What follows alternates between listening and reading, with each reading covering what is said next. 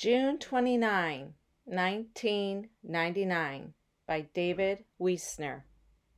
Holly Evans expects to study the effects the ionosphere has on her vegetable seedlings. But an amazing surprise happens on June 29, 1999. The place is Hohokus, New Jersey. The year is 1999. On May 11, after months of careful research and planning, Holly Evans launches vegetable seedlings into the sky. On May 18, the young scientist reports on her experiment. Holly intends to study the effects of extraterrestrial conditions on vegetable growth and development. She expects the seedlings to stay aloft for several weeks before returning to Earth. Her classmates are speechless. The date is June 29. Shortly after sunrise, a member of the Billings, Montana Moose Lodge, hiking through the Rocky Mountains, makes a startling discovery. Robert Bernabe is in a daze when he returns to camp. All he can say for the next several hours is, "Turnips." All over the country, the skies fill with vegetables. Cucumbers circle Kalamazoo. Lima beans loom over Levittown. Artichokes advance on Anchorage. Parsnips pass by Providence. And broccoli lands with a big bounce in Holly Evans' backyard. In Ottumwa, Iowa, Tony Kramer emerges from his barn and shouts for joy. "At last! The blue ribbon at the state fair is mine."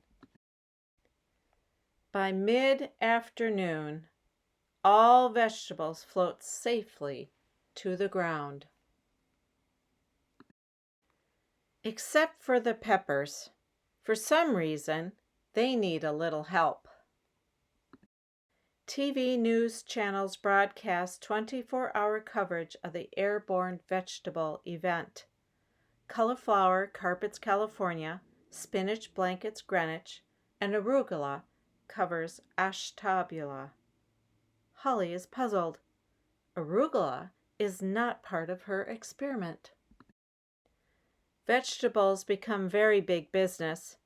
Peas from Peoria are shipped down the Mississippi to Mobile in exchange for eggplant.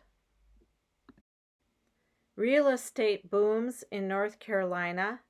Avocados bolster Vermont's economy. Potato land is wisely abandoned. The Big Apple is renamed the Big Rutabaga.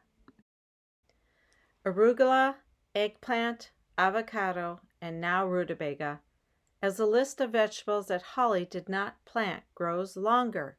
She concludes that the giant specimens are not the result of her experiment.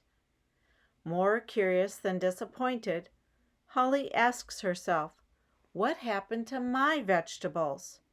And whose broccoli is in my backyard? The place is the ionosphere.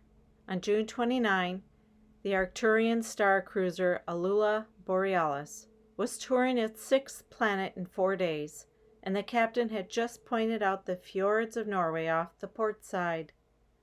In the galley, an assistant fry cook accidentally jettisoned the entire food supply.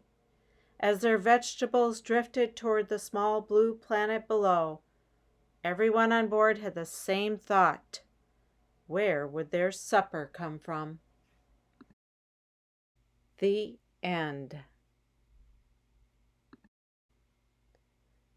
June 29, 1999 by David Wiesner. I hope you enjoyed the book, Minneapolis kids. I sure did.